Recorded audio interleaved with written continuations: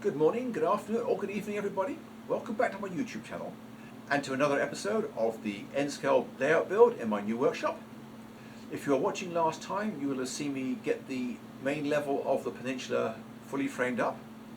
This week I'm going to go into some detail as to how I built the structural backdrop that has to be sturdy enough to support the upper deck and keep it from wobbling. So without further ado, let's just head out to the workshop and get to work. In the last installment, you saw the railroad with the lower grade installed most of the way, and the riverbed also. The task for this morning was to start working on the double-sided backdrop, which has to be structural and not only support the upper deck, but provide stability to it as well. This morning I got the first 3 posts in, and I also had to rebuild this frame because it was wrong. I needed to leave that opening so that the backdrop can curve in the right place and be attached to this corner piece. I only spent a short time out here this morning because I had a baptism to go to this afternoon. Anyway, I've just got back and I have started laying out the backdrop for this area.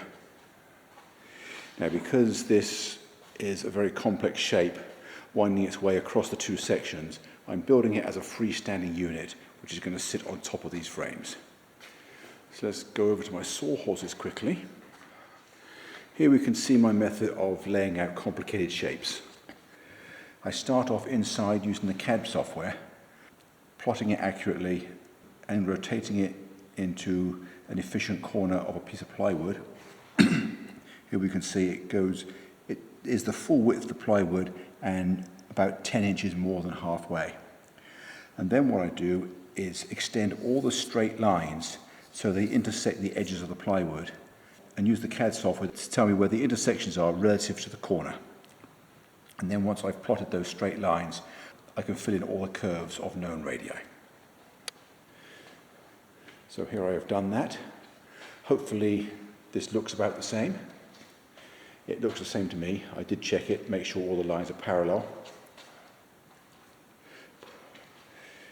This odd-shaped piece in the middle is a cutout. I didn't bother to draw that because it's just a simple case of marking parallel lines 4 inches in from both of the sides.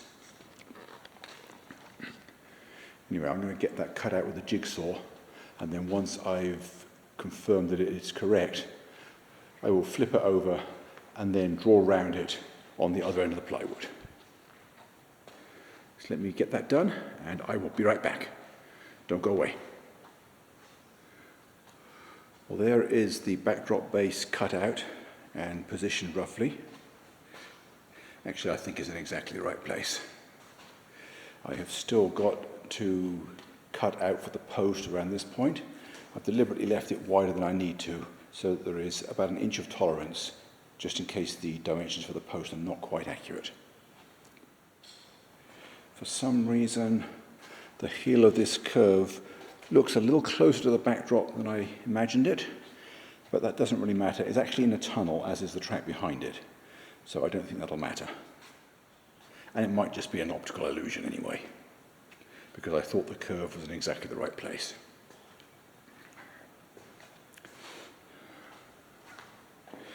Anyway, I am going to cut out this end so as to make the opening for the post, and then cut it to length.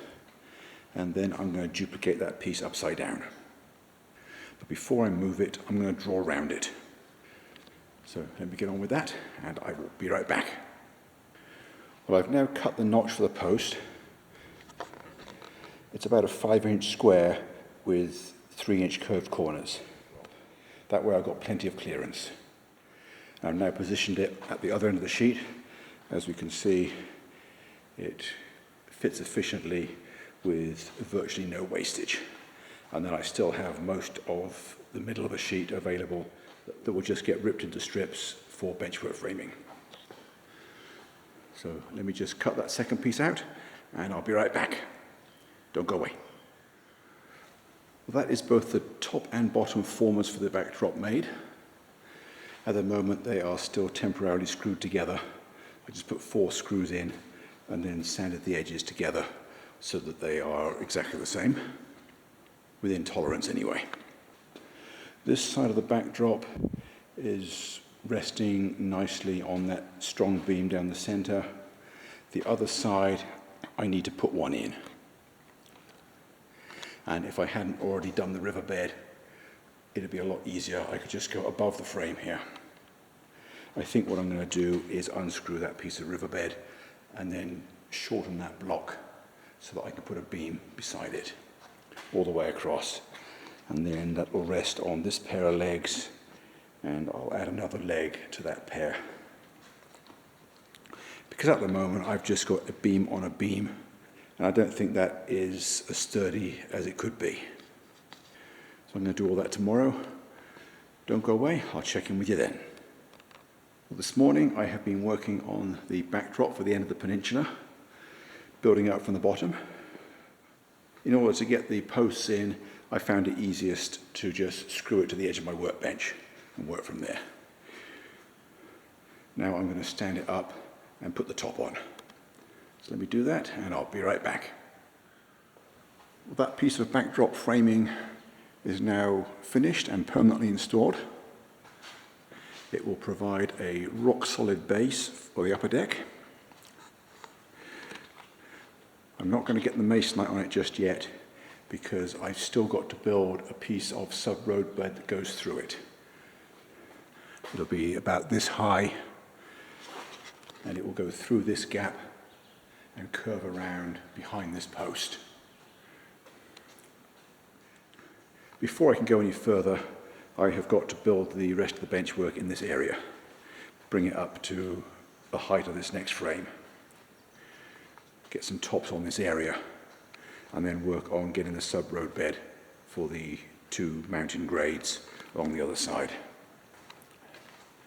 And I'm going to have to cut holes in these pieces, but that won't be a big deal. Anyway, I'm going to change tack, get a plan together for this area, and I'll be right back. So don't go away. Well, I didn't get out here at all yesterday afternoon after I made my last recording because I got a call from Lowe's to say my dishwasher was in, and I wanted to get that installed because my kitchen has been torn apart for the last few days. Anyway, I do have a plan for this morning. The first thing I'm going to do is to fill in this area. I'm going to have to build a new frame above that one. I'm going to get some high-level joists in, although they don't have to be anywhere near as heavy as the frame that keeps it rigid. I'm just going to use 2-inch wide strips, put them directly above these joists with some spacers, then put the plywood top in and go from there. These 3 frames around here get 1-inch foam over the top of the plywood. Anyway, let me get on with that and I'll check in with you again later. Don't go away. Well, that's all the supports in place for the plywood top. It may look like overkill and a waste of wood, but it's by far the quickest way of doing it. If I had tried to put the main frame at that height and then build a step in this backdrop frame, it would have taken many hours longer and therefore cost the client significantly more.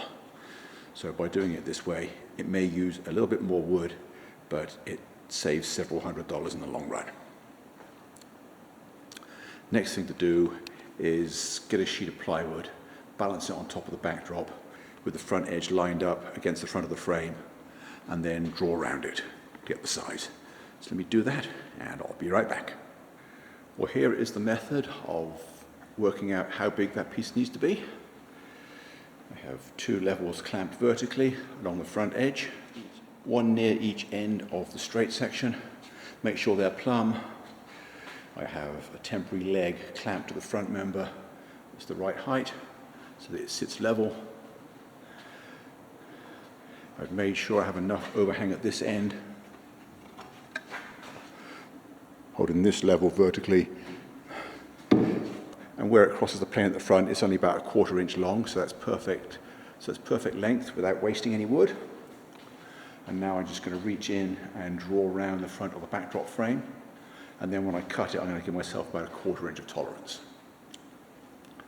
Yes, I know this piece is not quite wide enough, but I'm going to use it anyway. I can just splice a piece in at the back.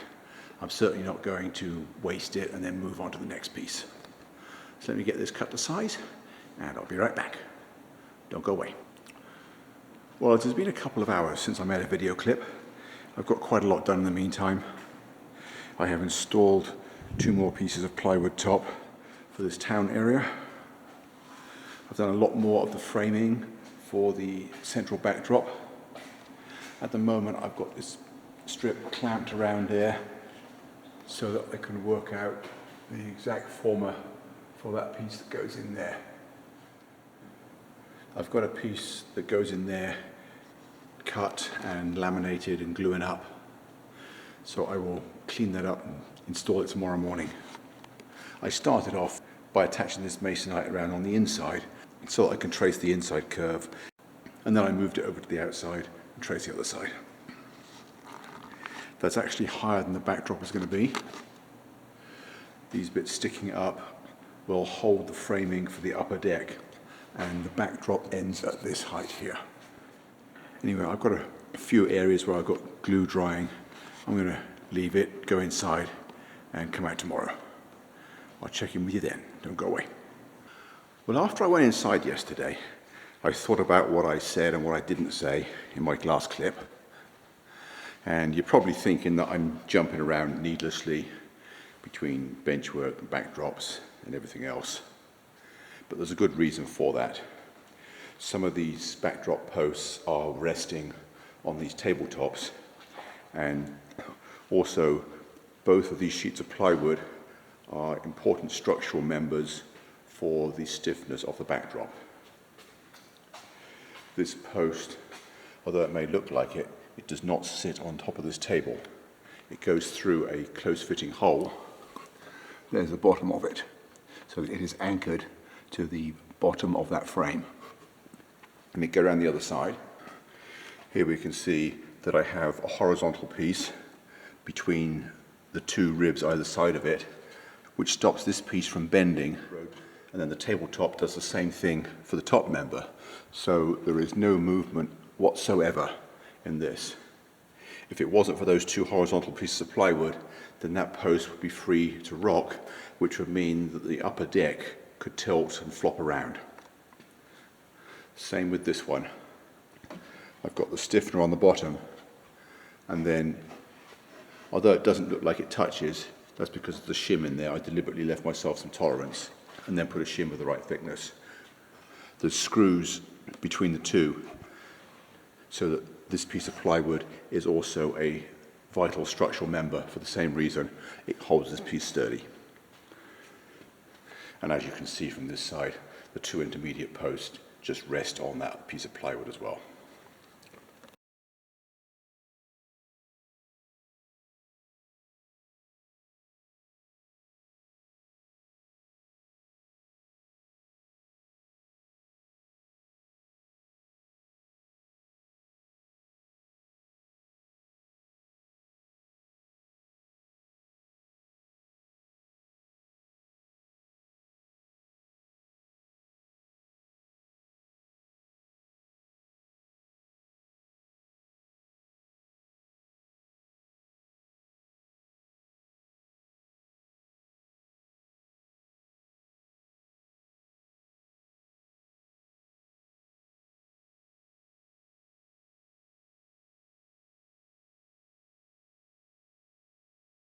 Well, that's all for this installment.